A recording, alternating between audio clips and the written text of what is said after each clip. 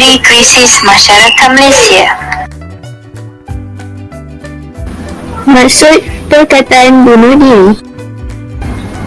Menurut Kamus Dewan edisi keempat, bunuh diri bermaksud mengambil nyawa sendiri dengan sengaja. Terdapat dua jenis idea bunuh diri. Yang pertama ialah idea bunuh diri pasif, yang mana mereka berharap apabila tidur dirinya tidak akan bangun untuk selamanya kerana tiada orang yang perlukannya. Yang kedua ialah idea bunuh diri aktif, iaitu tahap bunuh diri yang lebih bahaya dan mempunyai perancangan yang teliti untuk menamatkan nyawa. Seterusnya, jumlah dan peratus peningkatan isu bunuh diri. Polis Diraja Malaysia melaporkan sebanyak 638 kes bunuh diri sehingga Julai tahun ini. Peratus peningkatan kes adalah sebanyak 143% berbanding tahun lalu, iaitu 262 kes dilaporkan. Golongan yang sering terlibat dengan kes bunuh diri ialah: yang pertama ialah golongan remaja, iaitu seawal usia 13 tahun dan mencatatkan 11.2% mempunyai idea untuk membunuh diri. Yang kedua ialah golongan lelaki, yang mana mereka cenderung untuk memendam perasaan mereka. Punca berlakunya kes bunuh diri.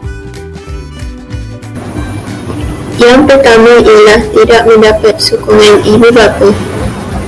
Membuatkan individu tersebut berasa tidak berguna dan berasa diperkecilkan kerana pendapat mereka tidak diterima. Yang kedua ialah kurang didikan agama, yang mana mereka tidak mempunyai panduan hidup dan iman di dada tidak kuat. Yang ketiga ialah penyalahgunaan dadah, yang mana mereka tidak boleh mengawal tindakan mereka kerana berada di bawah pengaruh dadah. Yang keempat ialah masalah keuangan, iaitu hilang pekerjaan secara tiba-tiba, kos sara hidup semakin meningkat akibat PKP dan beban hutang yang banyak. Yang kelima ialah dikhianat oleh orang yang dipercayai, apabila mereka menceritakan dengan harapan menjumpai jalan keluar.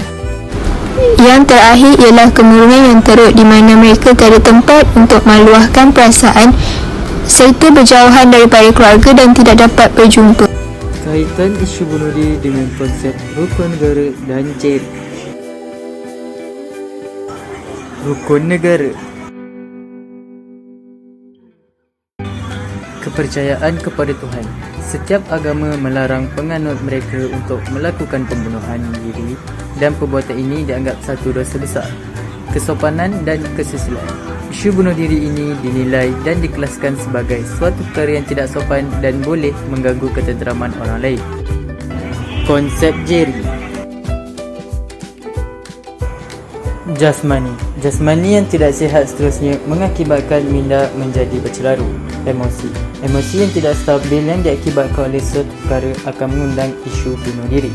Rohani. Kerohanian yang tidak teguh dan tidak mematuhi perintah agama. Intelek.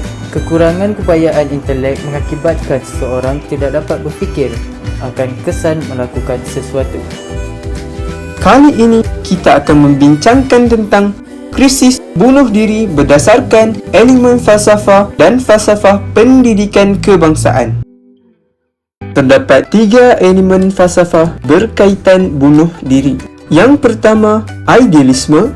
Yang kedua, eksistensialisme. Dan yang ketiga, liberalisme. Menurut falsafah idealisme, para idealis menyokong kaedah bunuh diri. Mereka berpendapat bahawa bunuh diri merupakan suatu kemewahan.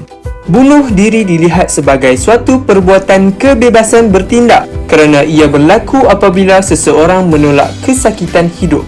Petikan daripada Herodotus. Apabila kehidupan terlalu membebankan, maka kematian merupakan suatu perlindungan yang dicari. Menurut falsafah eksistensialisme, Albert Camus mengatakan bahawa bunuh diri merupakan penolakan kebebasan, melarikan diri daripada kenyataan, bercanggah dengan prinsip keagamaan. Sebaliknya, manusia perlulah menjalani kehidupan dengan penuh semangat untuk mendepani masalah yang dihadapi. Berdasarkan maklumat berikut, dapat kita fahami bahawa ahli eksistensialis menolak dan mengeji perbuatan bunuh diri.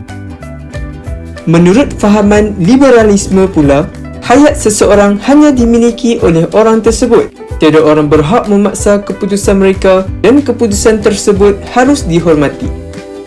Thomas Szasz berhujah bahawa bunuh diri merupakan hak asas. Jika kebebasan bermaksud pemilikan diri, maka hak menamatkan diri juga merupakan hak manusia. Menurut Jean Amery, beliau berfrasa bahawa kita hanya tiba pada diri kita dalam kematian yang dipilih secara bebas. Bunuh diri berdasarkan elemen falsafah pendidikan kebangsaan. Perbuatan bunuh diri bercanggah dengan dasar falsafah pendidikan kebangsaan, iaitu mewujudkan insan yang seimbang dari segi intelektual, rohani dan jasmani, serta kepercayaan dan kepatuhan kepada Tuhan. Dari segi jasmani, perbuatan bunuh diri akan merosakkan jasmani seseorang. Dari segi rohani pula, perbuatan bunuh diri bercanggah dengan frasa kerohanian, di mana pelaku menolak kepercayaan Tuhan dan tidak mensyukuri nikmat pemberian Tuhan. Pandangan tokoh terhadap isu bunuh diri di Malaysia. Kajian menunjukkan bahawa sekurang-kurangnya 1 daripada 10 anak muda atau 10% daripada 55 juta negara ini pernah terfikir untuk membunuh diri. Pada pandangan Syed Saddiq, isu kesihatan mental di Malaysia khususnya dalam kalangan anak muda amat serius dan perlu ditangani secara berkesan oleh semua pihak. Ia telah kurang mendapat perhatian di negara ini kerana ia menjadi satu larangan dalam kalangan masyarakat, menjadikan mereka yang berhadapan masalah ini tidak akan mendapat rawatan. Isu kesihatan mental biasanya begitu mudah diketepikan dan dipandang remeh oleh masyarakat seperti buli. Oleh itu, Syed Saddiq juga menyeru kepada semua kementerian perlu memandang serius isu ini. Malah, ibu bapa, masyarakat dan majikan ada peranan yang perlu dimainkan. Menurut Khairi Jamaluddin, percubaan bunuh diri kini merupakan jenayah kanun kesisaan di bawah tanggungjawab polis dan bukan lagi di bawah Kementerian Kesihatan. Menang jenayah bunuh diri adalah langkah pertama kerajaan dalam meningkatkan kesihatan mental di negara ini. Kerajaan harus melancarkan kempen besar-besaran seperti kempen Are You OK agar pencarian dan rawatan dapat dinormalkan dalam kalangan masyarakat. Beliau juga menekankan pentingnya penjagaan kesihatan yang lebih holistik agar kesihatan fizikal dan mental saling berkaitan dan saling mempengaruhi. Kesan-kesan bunuh diri terbahagi kepada 3, individu, keluarga dan negara. Bagi individu, emosi terganggu dan semakin bertambah, fizikal luaran tidak boleh lagi berfungsi dengan baik dan mereka akan mengalami kecacatan yang kekal. Untuk keluarga, ahli keluarga mereka akan menjadi hilang tempat pergantungan sekiranya individu tersebut merupakan harapan terakhir dan anak-anak mereka akan menjadi trauma kerana perkembangan mereka akan terganggu. Untuk kesan negara, kes bunuh diri akan meningkat setiap tahun. Ia juga boleh mendorong masyarakat untuk melakukan perkara yang sama. Selain itu, ia juga menjatuhkan nama baik Malaysia di persada dunia. Sebagai contoh, negara lain akan memandang serong terhadap rakyat Malaysia.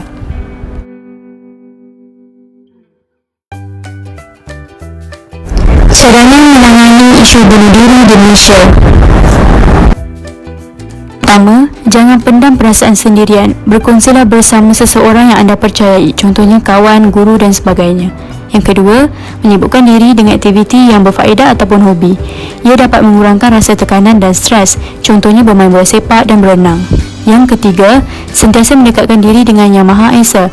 Ia mendapat ketenangan jiwa, hidayah dan petunjuk jalan keluar daripada masalah tersebut, contohnya mengaji dan solat. Yang keempat, mengelakkan diri daripada penyalahgunaan dadah. Ia dapat mengelakkan diri daripada berasa tertagih dan mencederakan orang yang tersayang. Akhir sekali, kesimpulannya ialah